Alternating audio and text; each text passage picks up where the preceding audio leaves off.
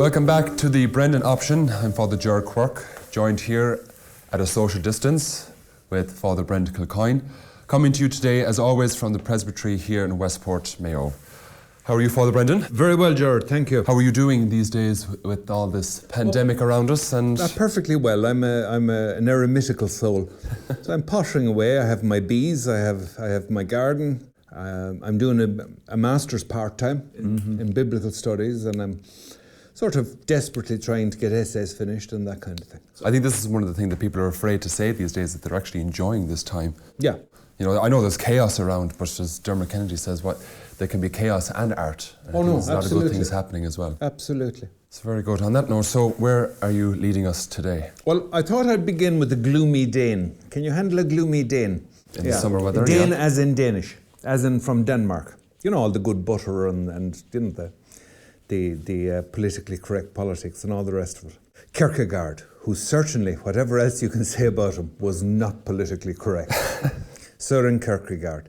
The quotation's a bit long, but if you bear with me, and just the guy's well worth listening to. Well worth listening to.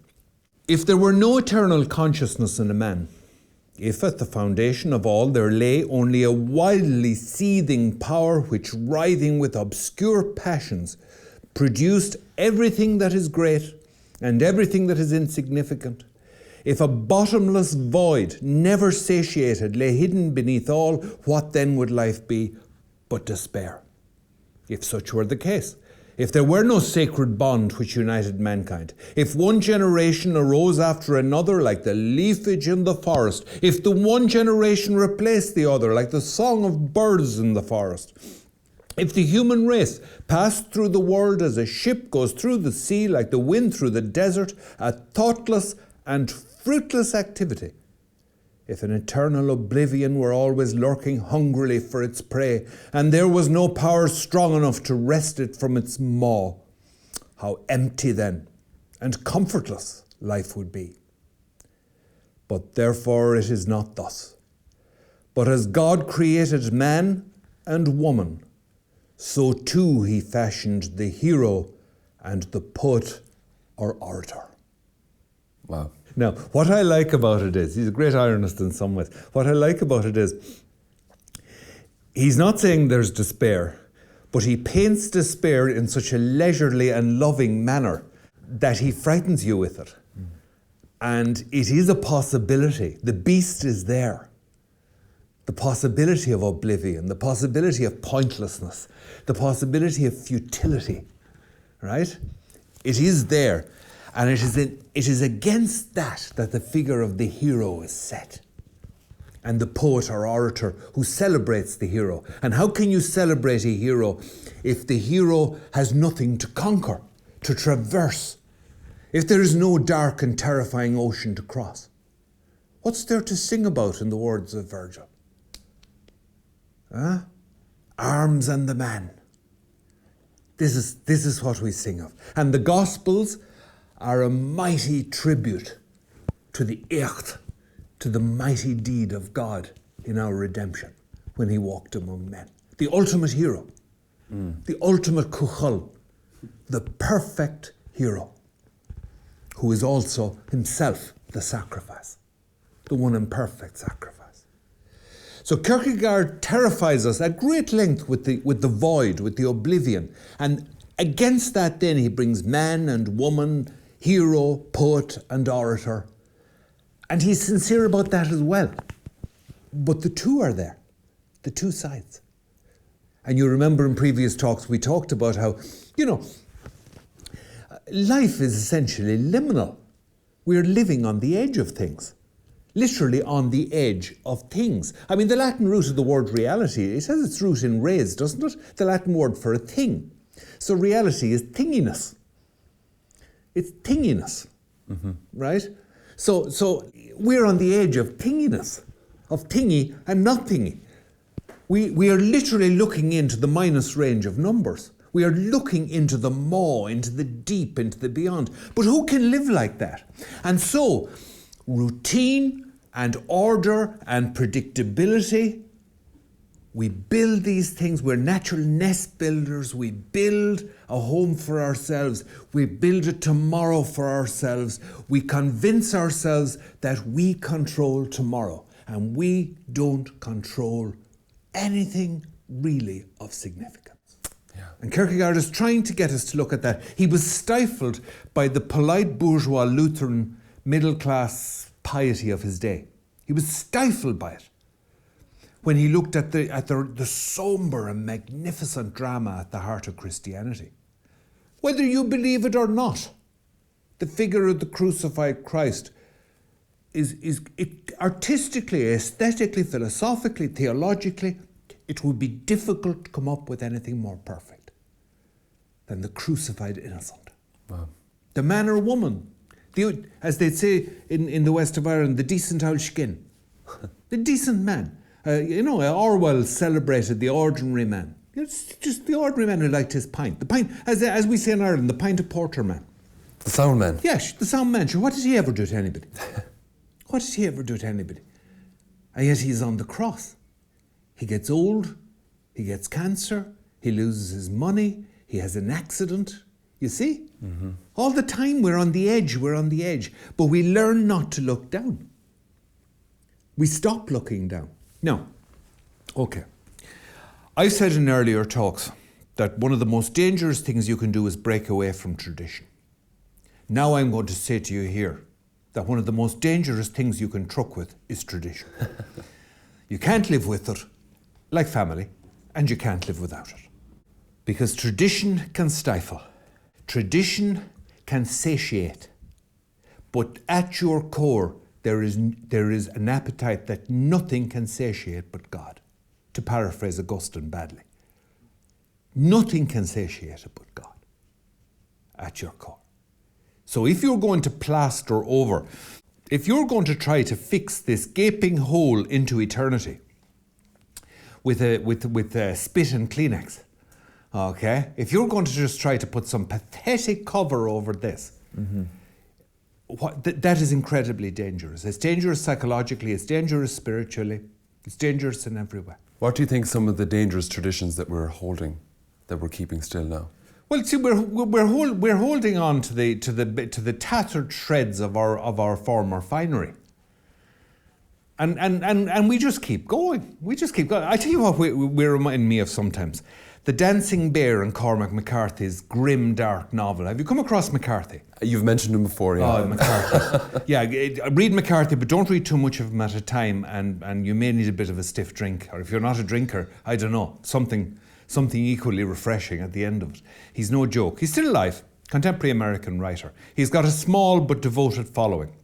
And some of his books have been made into films. No Country for Old Men, The Road, Cormac. Is he still alive? He is, yeah. As far as I know. He has a novel called Blood Meridian. And in it it's only a tiny little vignette in it. There's this group of it's a very grim look at the West. There's this group of drunken cowboys in a saloon. McCarthy's obsessed with borders. A lot of his novels are set on the Texas-Mexican border because everything is blurred on borders. There's seepage on both sides. Very interesting places, borders. The marchlands. And there's this group of cowboys in a saloon, drunken cowboys, and the great attraction in the saloon, which was a cruel thing that you saw at fairs in the 19th century, was a dancing bear, a bear that was chained to the wall and had been taught through punishment and reward to dance. So the big bear would shamble a dance, and there was a piano, and a tune was being played on the piano, and the bear would dance to the tune. And this was an attraction in the saloon. And as the cowboys got drunker, they started shooting at the bear. And the bear was upset, but it had learned that if it danced, everything was all right. So it kept dancing. And then the cowboys started to shoot at the bear, and they missed him, and then they winged him. And the bear was distressed, but he danced harder. And then finally they shot him right in the torso. And the bear at this stage was in huge distress, and his breath coming in huge gasps. But he had learned, as long as you keep dancing, it'll be all right. And if you don't, they'll punish you. So he keeps dancing, even as the blood is pouring out of him and he's gradually dying. And he keeps dancing. And that's us. That's us. Wow. You see, as long as we have these first communions with this big crowd at it, all of them talking in the church as if there were no real presence. I've heard a lot of priests say it's actually in many ways one of the most depressing things you can be at, and it should be a joyous occasion because of the lack of faith being shown by so many people. Because they don't have faith. And that's fair enough. If you don't, you don't. Mm-hmm. It's unfortunate, but if you don't, you don't. We have to remember there may be all sorts of reasons for that, and the church has played its part. I should say, the priests and present and past leadership of the church has played its part in terms of the abuse stuff and that kind of thing. So, fine. But if you don't, you don't. If you don't have faith, if you lost your faith, you need to name it. It needs to be named. You can't paper over the wound. It'll get infected. It's bad enough as it is. Yeah. You're going to make it worse. It'll get infected and it will spiritually kill you. So what are you doing there? What are you doing letting the school tell your kid these stories? Richard Dawson, Professor Dawson, the atheist, has said that bringing up a child as a Catholic, or indeed in any other religion, is a form of child abuse. And you can see his point from his point of view, in that he thinks it's a load of rubbish and you're teaching the child this load of rubbish. But if you don't believe it, should you be teaching that to your child? In conscience. So you go to heaven for, I don't know, let's say, well, what you're doing will send us all to hell. And I'm not threatening hell on anyone. I'm just saying this is really dangerous what you're at. And then again, a confirmation, the same thing again. And the church goes along with it because, let me tell you the truth, we're terrified of the reality we're in. And we'll do anything to pretend it hasn't happened. And you can dress that up how you want. And we've all done it. Uh-huh. We've all done. I'm not judging my colleagues here or judging others. We've all done it. My hands aren't clean here. We've all done it. You dress this up with the finest of theological language. You can quote the popes, you can quote the code, you can quote Pope Francis, you can get into a court and defend anything. At the end of the day, it'll still be somebody being untrue to themselves, and no good will come of it. Let me tell you. And children miss nothing. And somewhere at the back of their minds, they're registering that they're being taught to perform a lie. Yeah. Because their parents don't go to church. That image of the bear is so perfect. But what will it take for us to stop dancing? I think a disaster, probably. We don't seem to, and here I come into another thing. I just come into this and go back to Kierkegaard again. I just come into another thing here. This is tradition gone wrong. Here we come into another thing, is we just seem to be in an age, we never stop talking about freedom and we forget. Do you remember I quoted before that 19th century tawdry old ballad, The West's Awake? Oh, yes. That chainless wave and lovely land, freedom and nationhood demand. Be sure the great God never planned for slumbering slaves a home so grand. Freedom is frightening. Freedom is decision making. Freedom is where you have to inform yourself to your own satisfaction. You don't just cut and paste from Wikipedia.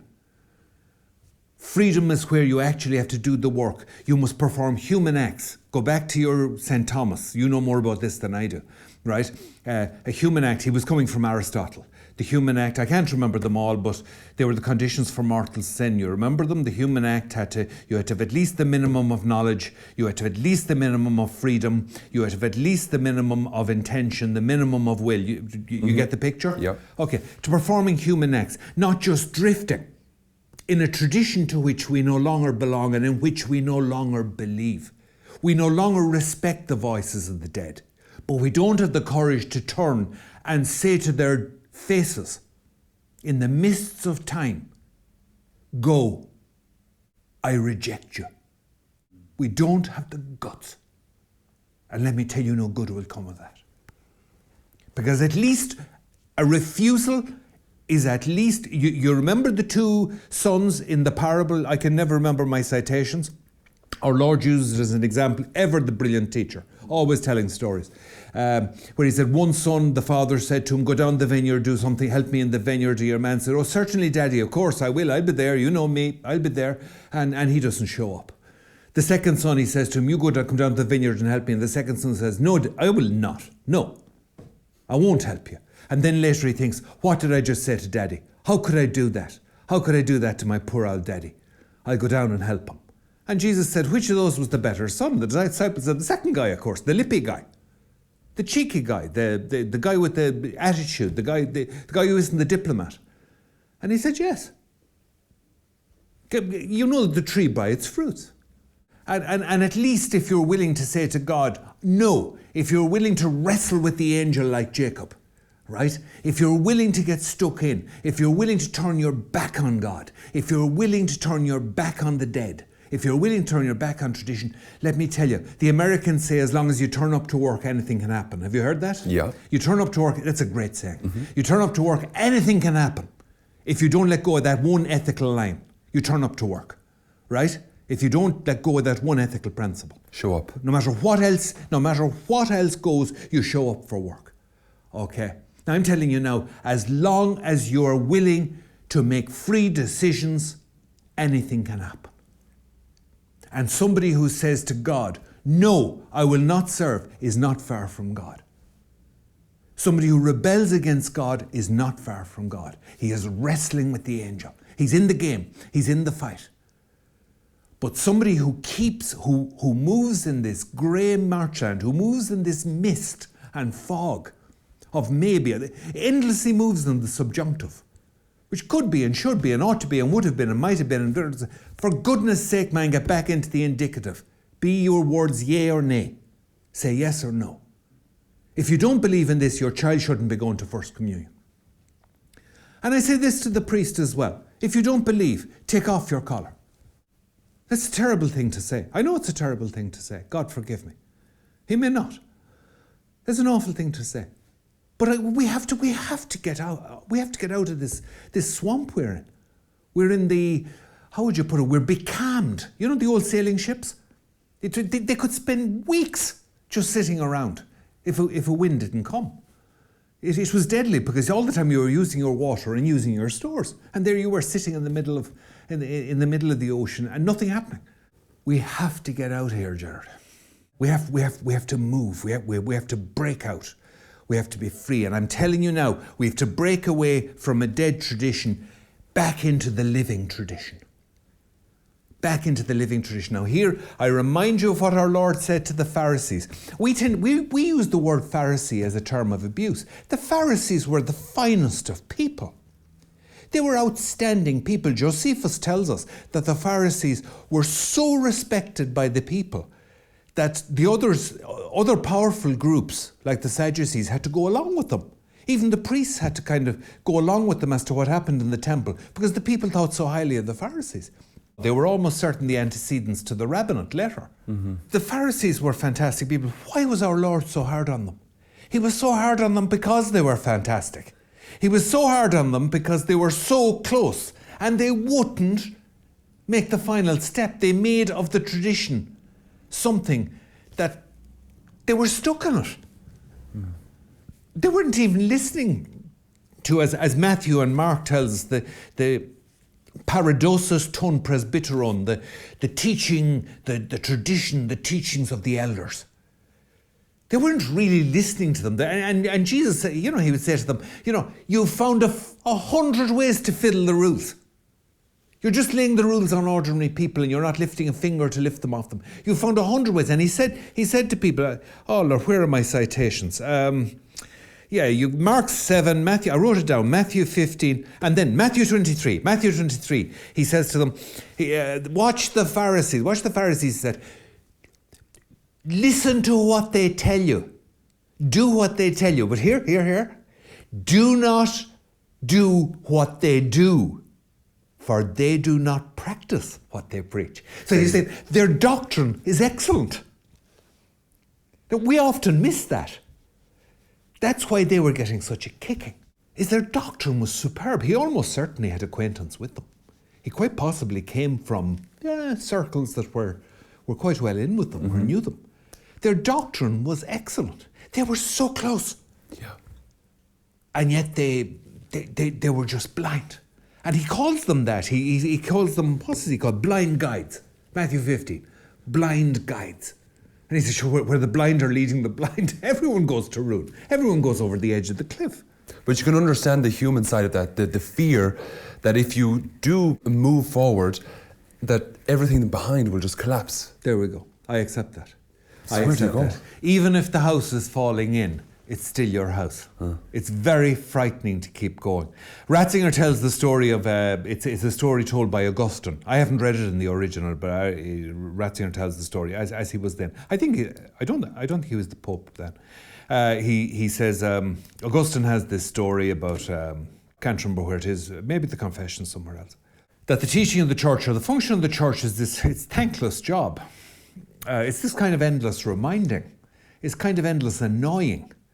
But he said the church is like, he said, imagine a physician coming to see a man, and the man has a very peculiar illness. And the physician says to the man's son, no, I'm going to go and I'll come back in the morning. And all you have to do, he must not sleep. Your father must not sleep. That's the one thing you must do. And if you can keep him awake, the medicine will take effect. I'll come back in the morning and I will continue his treatment. But he must not sleep. So all night, the father comes to hate his son. He is weary, he is exhausted, he starts to drift off, and the son keeps shaking him. No, father, wake up, wake up, wake up, wake up. And the father doesn't understand that the son is saving his life by continually waking him. And that is the thankless job of the church at her best. And I put it to you, Gerard, that all of us, okay, and I'm throwing you into the pot as well. I speak for you, which is very pleasant. Lovely to blame other people as well. Okay? I put it to you that we are afraid to wake people up. We're afraid of our people. We're afraid they'll stop paying us.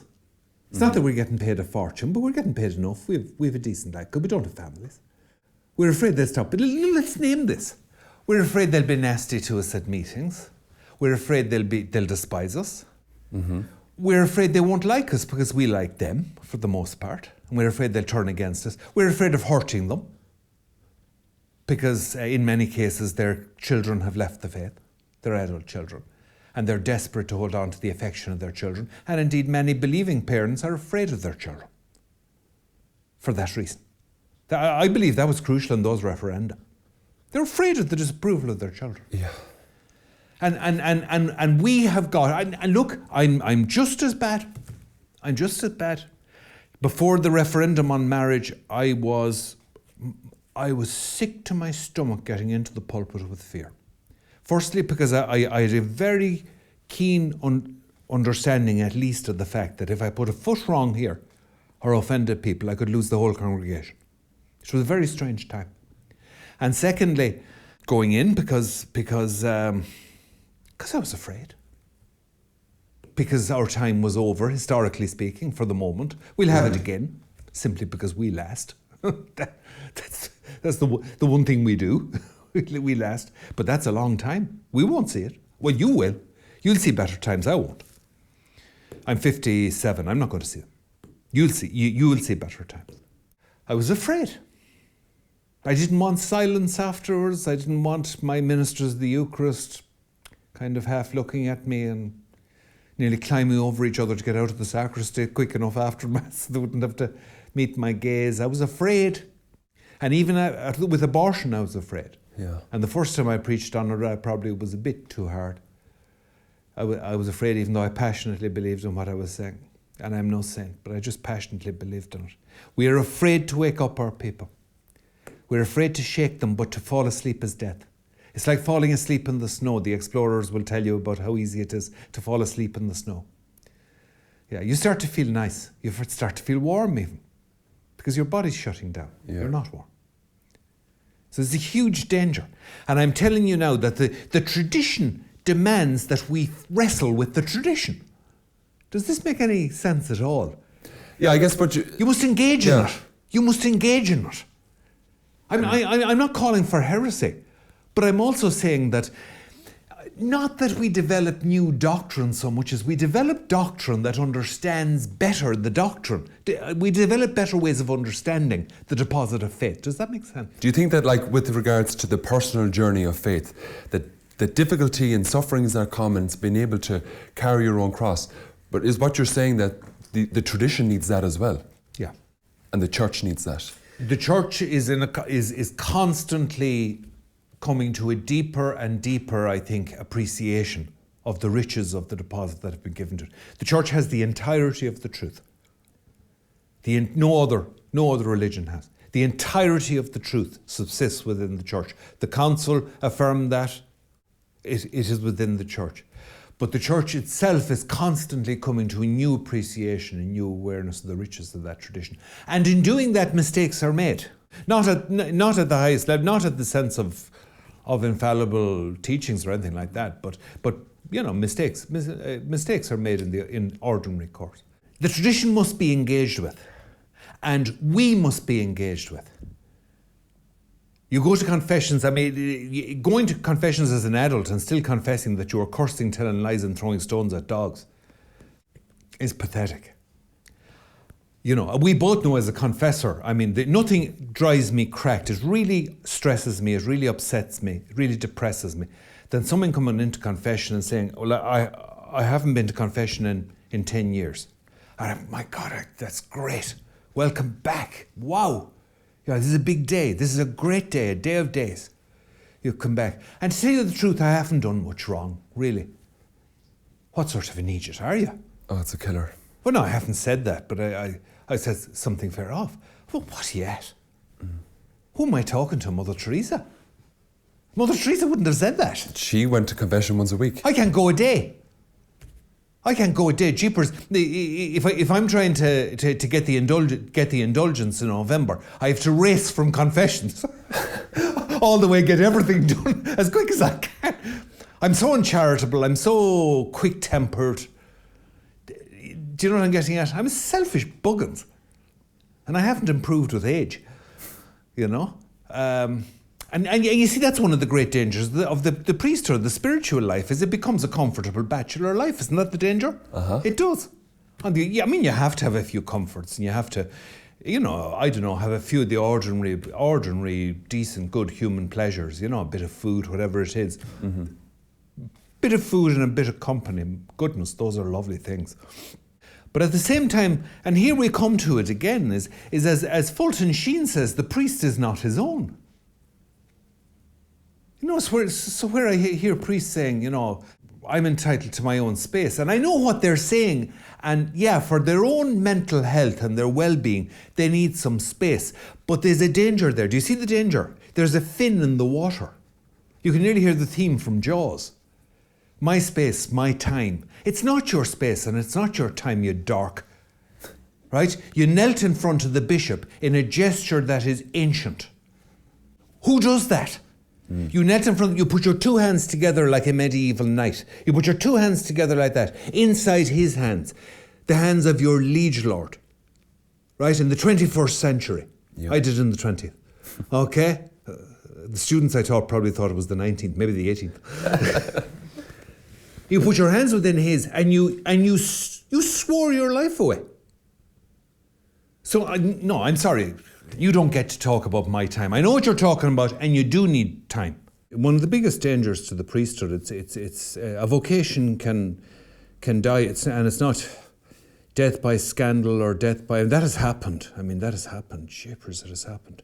Death by betrayal, all the rest of it. But betrayal can be soft and quiet. Betrayal can come in little bits and dribs and drabs. My life, my space, my well-being, my this, my that, my... Oh, here we go. This is my personal favourite. This is where I really reach for my blood pressure tablets, okay? And take a double dose. My rights. I'm telling you, anytime you hear a man or woman going on about their rights, outside of extreme situations, and I admit, there are occasions...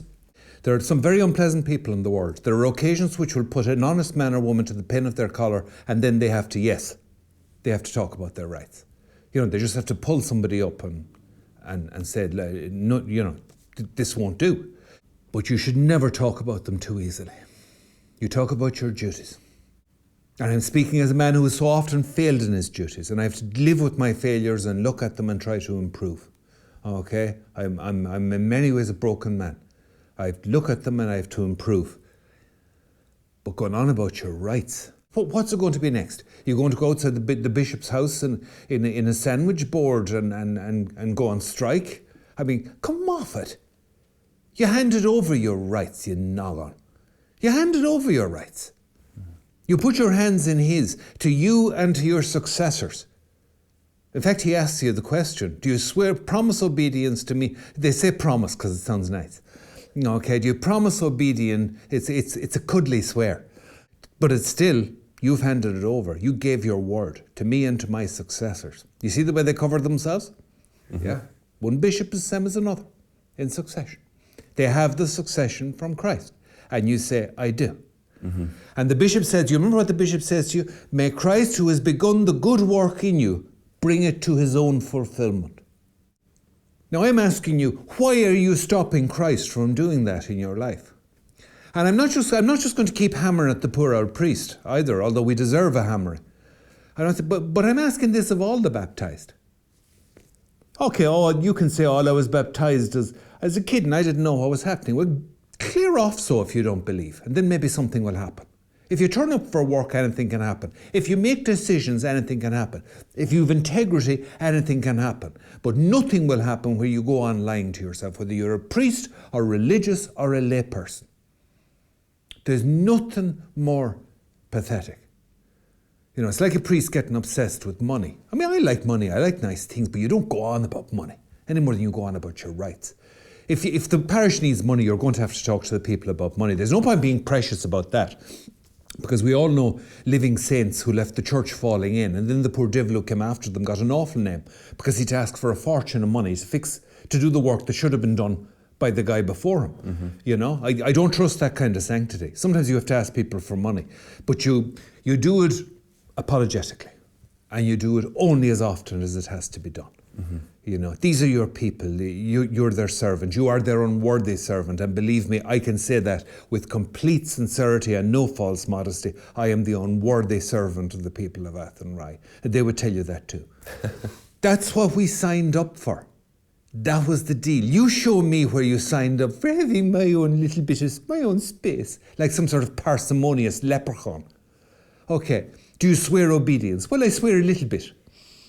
I swear a little bit of obedience and a little bit of piety and a few minutes in front of the Blessed Sacrament and the occasional, I'll bless myself passing the church, and I might wear the collar now and again on Sundays if it's fine weather. Come off it, for goodness sake.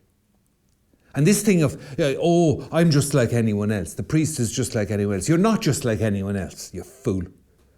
You're not like anyone else. You're a leader. Leaders are weird. You weirdo. You strange person. You're a leader. All leaders are weird. The spiritual leader is the weirdest. He is the weird. He is the object of mingled respect and contempt and fear and love and a whole melange of things. If you're dealing with a real Catholic, and I'm not saying with a saint, but with a real Catholic, remember what I said, a real believing scumbag. Okay, if you're dealing with a real Catholic would manage in conversation with the priest to treat you with the most elaborate respect, to insult you to the core of your metaphysical being. Repeatedly. How does that go? I simply couldn't reproduce it. Mm. I remember coming out of one wedding where I was surrounded by real Catholics and I nearly drove the car into a wall. I was so confused.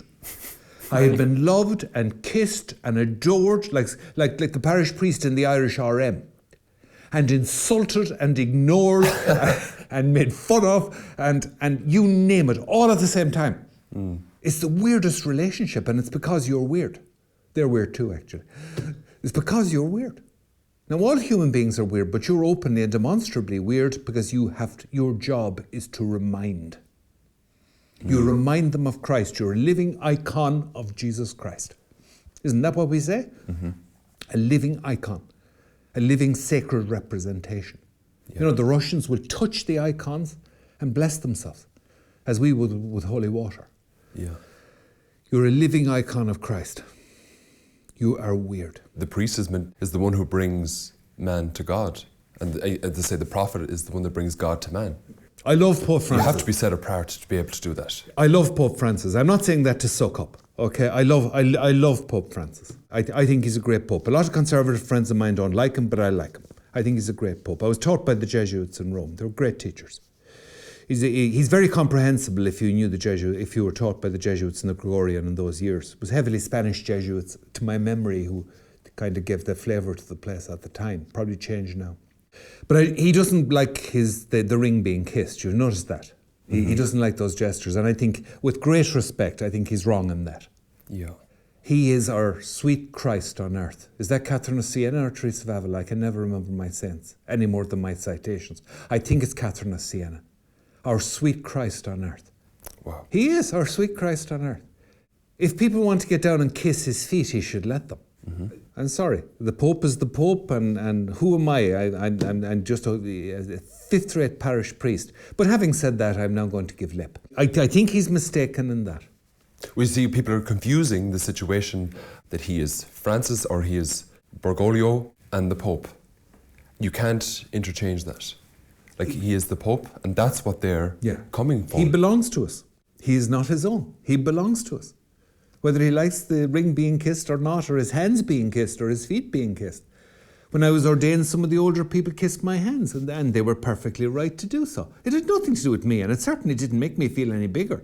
I had at least enough theology and faith to know that my hands weren't kissed an hour beforehand. There was a clear reason for that. Yeah. I belonged to them. I was now a servus Dei, a slave of God. I had been marked and branded and wore. I know it's not literally that. It's, in fact, originally, I think, a neckcloth. But I wore the collar. I had, as they said, taken the collar. Sheen was right. Sheen was very deceptive. You know, he's a handsome, charming man, a brilliant teacher, a brilliant communicator. And we can tend to assume that somebody like that is superficial or just all technique. But Sheen's books, I mean, I have to read his books with a pencil. Sheen's books are theologically rich. Oh, that extraordinary. book, The Priest Is Not His Own, that's meaty. And it made a big impression on me, when I read it. And he's right. You don't belong to yourself. You don't belong to yourself. No, that's not to say you don't need a holiday. It's not to say you don't need a break. But you take a holiday to refresh yourself so that you're of more use to your people. You settle for that. And how could you settle for that without wrecking any fragile sense of yourself at all? It's because you believe that God holds your identity. You don't decide your own identity. God calls you a priest. God calls you baptized. God calls you his own, the apple of his eye, his treasure. God holds your identity for you, and you don't have to worry about it. You have money in the bank. You can afford this. You can afford to be profligate with your personal life, with your time, with the time that might otherwise be legitimately devoted to yourself. You can afford to do this because it is all stored up for you and will be paid back, pressed down, a full measure, pressed down and flowing over. So you can afford to be restless. You can afford to be the leader. And if you're baptized, you still have the leadership.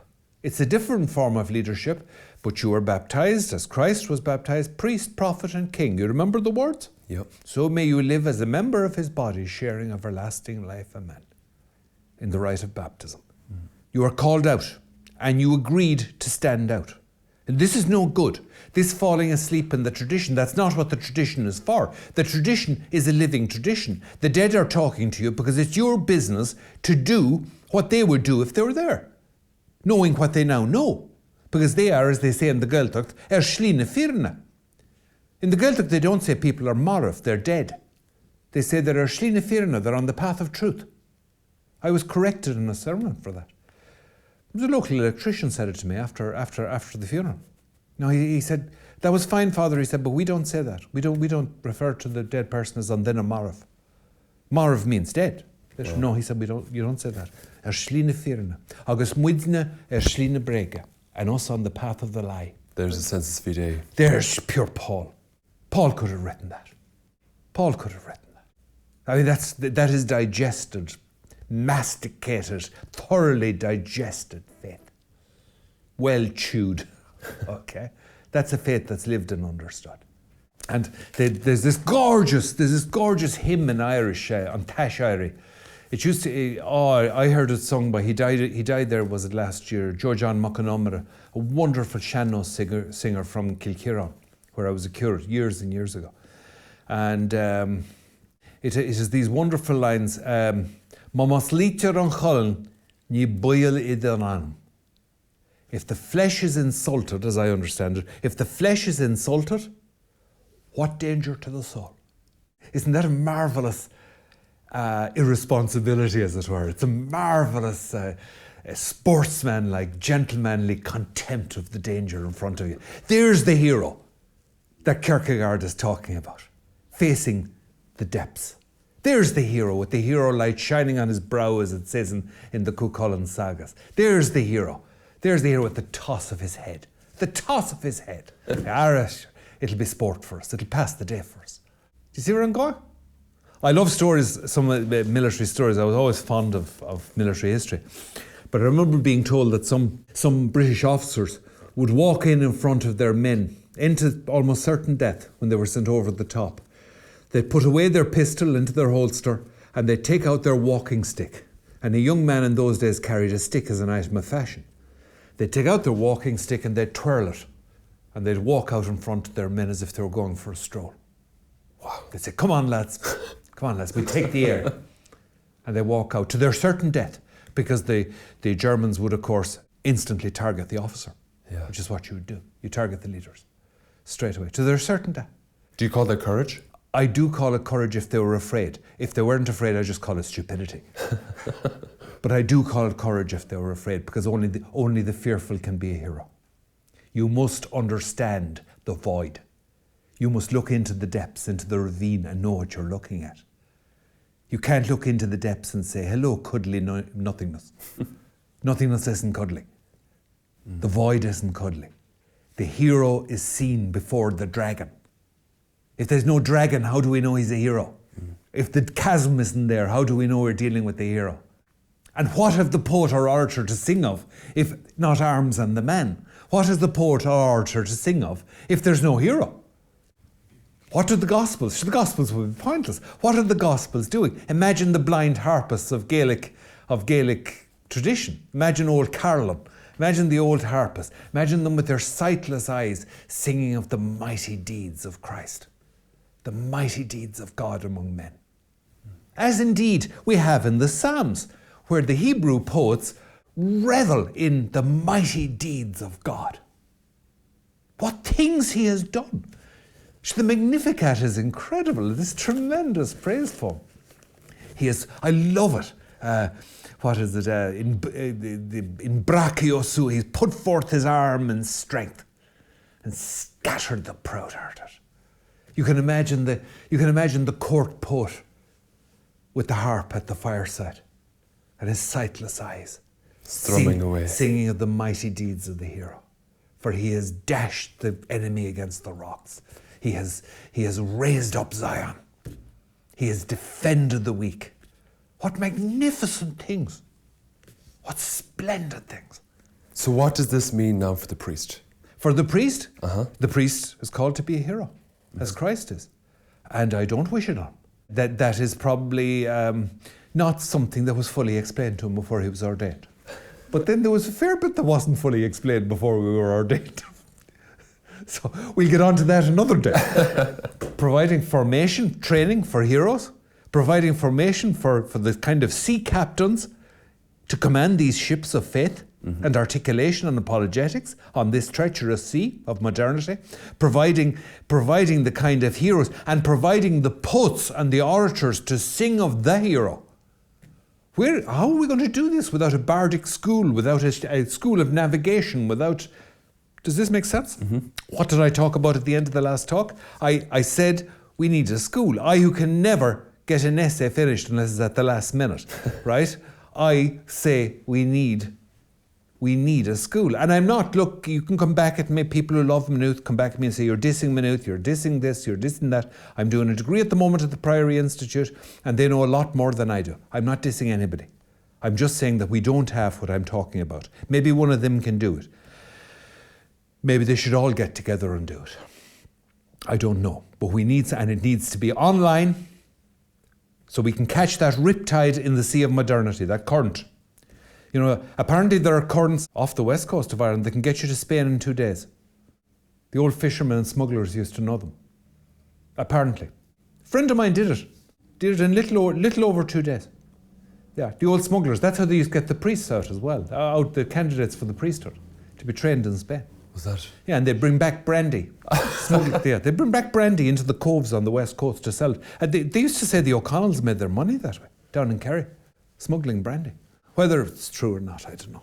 Okay, makes it... Good story. Well, the Italians say, what is it? Mai non è vero e ben trovato, even if it's not true.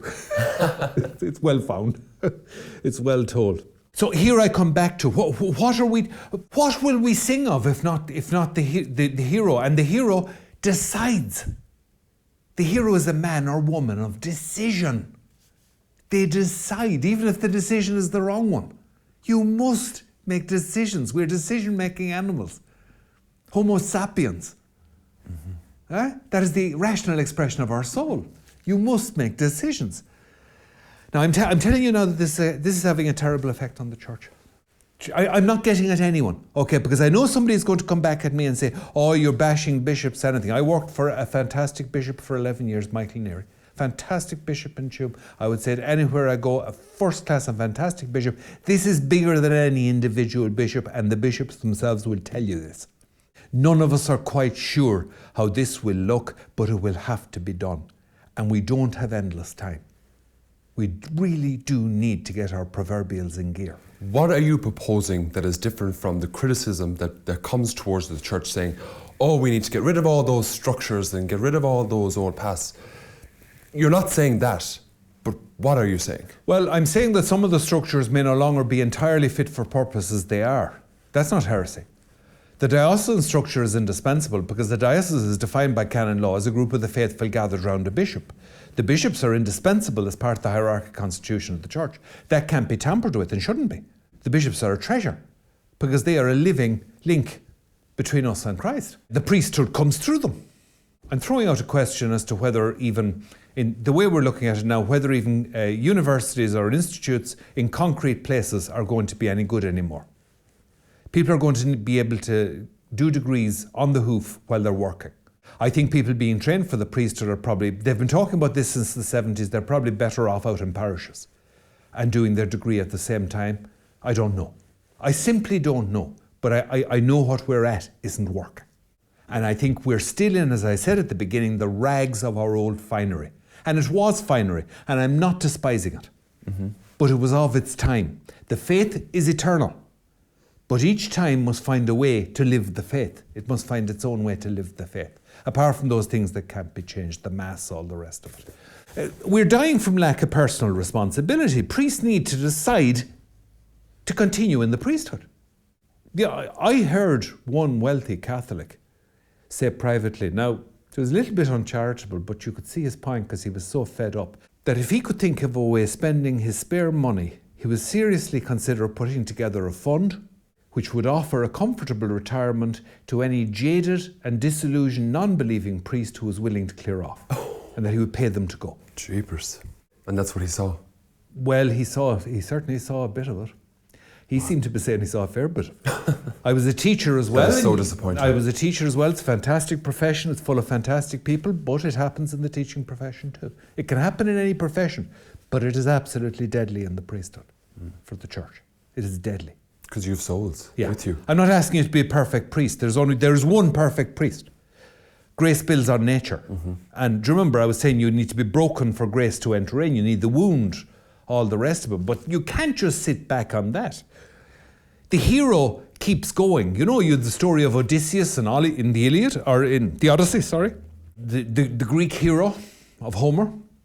The island of the lotus eaters, where, you know, he has to try to get his men off the island because they'll sit there forever eating lotus, eating this strange fruit that induces, I think, forgetfulness or something. This is the danger of lotus eating. Falling asleep in the snow, falling asleep in the tradition, the dancing bear. If we just keep doing the same things, somehow it will come right. No! You'll spend the remaining money we have, you'll wear out your energy doing things, swimming against the tide, when we need to relearn how to swim and navigate. The tide is there. We have to use it. I know this is easy to say, but in fairness to me, okay, I have innumerable faults, but I'm paying my dues like every other priest, okay? I'm 57, I've been nearly 30 years a priest, and those years will not come back. Okay, in fairness, I gave them.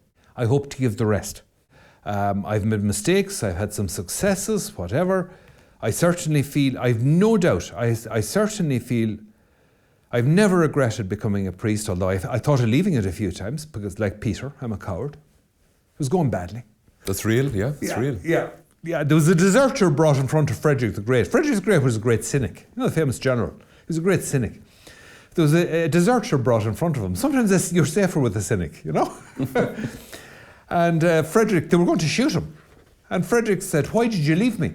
He said to the deserter. And the deserter said very honestly back to him, he was a country lad, "Truthfully, Your Majesty," he said, "it's going very badly for you." And Frederick liked him. And he said back to him, "My friend," he said, "stay with me another day. And if it goes as badly, we'll desert together in the morning." You know, I thought of going because I'm a coward, because I'm afraid, because it was bad. We've had some bad times, but I never regretted becoming a priest. A glorious life, and I hope to God, you know, a believer will never regret having become a believer. What a glorious life is to follow Jesus Christ, to pass on the faith in your family, to bring up, to give life to kids, to bring up kids, to have a career, to run the world. My goodness, what lives we have!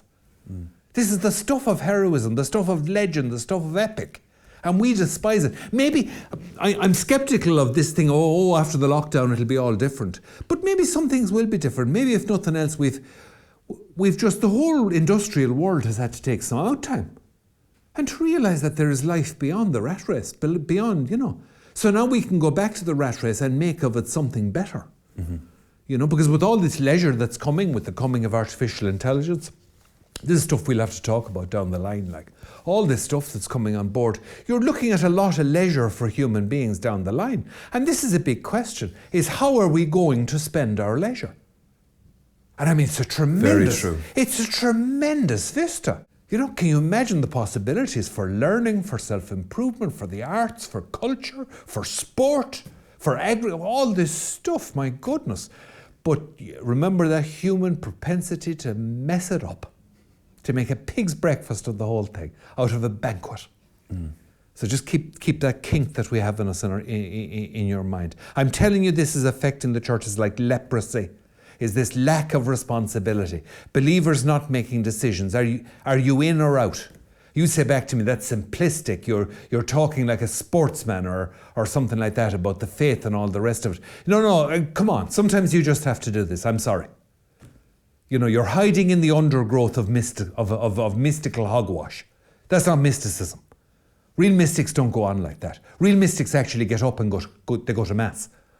Okay, in a concrete place. Teresa of Avila had to use a prayer book for 20 years and put up with it because she couldn't concentrate on her prayers. One of the greatest mystics in the history of the church and a doctor of the church.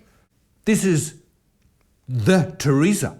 Yeah? Yep. The lady. The woman. And she needed a prayer book. Real mystics don't go on like that. Real mystics are actually very practical. So don't start that rubbish with me. Oh, no. Well, what does Catholic mean after all? I mean, you can be culturally Catholic. What is a cultural Catholic? What is it? Is there Catholic cuisine? Do you dine in Catholic restaurants? Do you affect Catholic dress? Do you speak Catholic? Parlez-vous catholique? I for God's sake, how many people speak Latin? There's hardly a priest in the country can string a few words of Latin together. Get away out of that. As the Americans say, get out of here. Stop this nonsense. Pin this down. We are people of the incarnation. If God came into our space and our time and got up in the morning and went to bed in the evening and did work and kept his word and did all the things that you do in a life, we can get on with this. Are you in or out? If you make a decision, everything is possible. If it's a considered decision. I'm not asking you to be foolish. If it's a considered decision. If you need more time, fine. But say that. I'm in a decision mode and I need more time. And stop receiving communion if you don't believe. Keep going to Mass and stop receiving communion. And kick some spiritual ass here. No, I'm not being superficial, but I mean, get stuck in here and wrestle with yourself. And don't trust yourself. You can love yourself and not trust yourself. Get stuck in. Stop going to communion. Stop this going to communion because everyone else is going. You're committing sacrilege. Okay? I say to the priest too, we should be going to confession more. And I'm sure I've done it. I'll go out onto the altar having had a row with a parishioner or something and thinking the most Gothic thoughts about the parishioner. Okay, and I'll go out on the altar and commit sacrilege, possibly. You know what I'm getting at? To the extent now that when I'm saying Mass, I've got into the habit of always whispering a quick, cowardly act of contrition under my breath before I communicate, before I say the words of consecration. Do you know the old Irish monks used to call the words of consecration the oratio pericolosa, the dangerous saying. It was dangerous to the priest to say those words if you were not in a state of grace. Come on, we need to get real here. Mm-hmm. Okay, stop going to communion if you don't believe. Keep coming to Mass, but stop coming to communion. A wholesome discipline. For goodness sake, can we have some good Irish common sense here? Can we just get down to the basic, solid peasant ancestry most of us come from? Apologies to the gentry out there. Okay, you'll have to look after yourselves. I don't know what you need. Can we just have some good sense? You go to communion when you're ready to go to communion. Go to confession. Don't take absolution from the priest if you're not sorry for your sins. Go in and tell him you're not sorry. And you've begun the conversation. And go back to him. And keep going back until you're ready for absolution. Do you have something to say? Yeah, I don't have something to say. I haven't been to confession for 10 years, but I did nothing wrong. God, you must be so boring. How do you do nothing wrong for 10 years? And I'm sorry for going on about it, and I don't mean to offend anyone, but that's an oratio pericolosa, let me tell you. You say that in confession, that's not a small matter. That's very dangerous stuff to be going on with. There's a conspiracy of silence here. It's not sinister. It's all good people. I hope I'm a good person, basically. You know, we mean well. God help the world. We do mean well. God help the church. We mean well. But we're not making decisions, and we're decision-making animals. I leave you with the words of Kierkegaard. I leave you again. I want to tell everyone listening here, you are weirdos. You are strange, odd, asocial, weird little people, flaky little people. And the priest is the weirdest of all. And it is his mission in life to remind you of your weirdness. And you'll hate him for doing it. You'll hate him for wakening you up. You'll hate him for keeping at you. Don't fall asleep in the snow. Don't go to sleep. We have to go on a few more steps. We have to keep going. You're not a dog or a cat or a stone. You are absolutely unique. You are terra incognita inside. Your soul has ravines, forests, where no man has ever gone. Mountains that have never been climbed. Now you must get in touch with that again. You must get in touch with that, and you must get the courage to make decisions, because the clock is ticking and your life is passing. And the one thing you must avoid is mediocrity. We can't be lukewarm. As Revelation tells us, hot or cold. And remember, it's inspired scriptures, that's God speaking. Hot or cold, for if you lukewarm, I will spit you out. Get on with it. Make a decision in good faith, in good conscience, and then we'll see what happens. But stop pretending you're like everyone around you. Stop going on about just wanting to be ordinary. You're not ordinary. You are an aristocrat by calling, as Christ was ordained priest, prophet, and king. So were you anointed. You are called to do amazing things, and the priest is called to lead those who do amazing things. This is tremendous. I leave you again with the words of our melancholy Dane, our discontented Dane. How empty then and comfortless life would be, but therefore it is not thus. But as God created man and woman, so too he fashioned the hero and the poet or orator. You are the hero, the poet and the orator. Sing of him, and they will sing of you at the campfires of the future. St. Brendan, pray for us. In the name of the Father, and the Son, and the Holy Spirit. Amen. And with that, we're going to leave it there. Thank you so much for joining us. And if you enjoyed this episode, please feel free to share with your friends and family. Please hit the like and subscribe button. Please leave a comment of what you thought, and maybe what you'd like to hear even, which will allow this to grow. But nothing grows without God's prayer. So we ask you to pray for us and pray for the Immaculata Productions. God bless you, and we'll see you next time on The Brendan Option.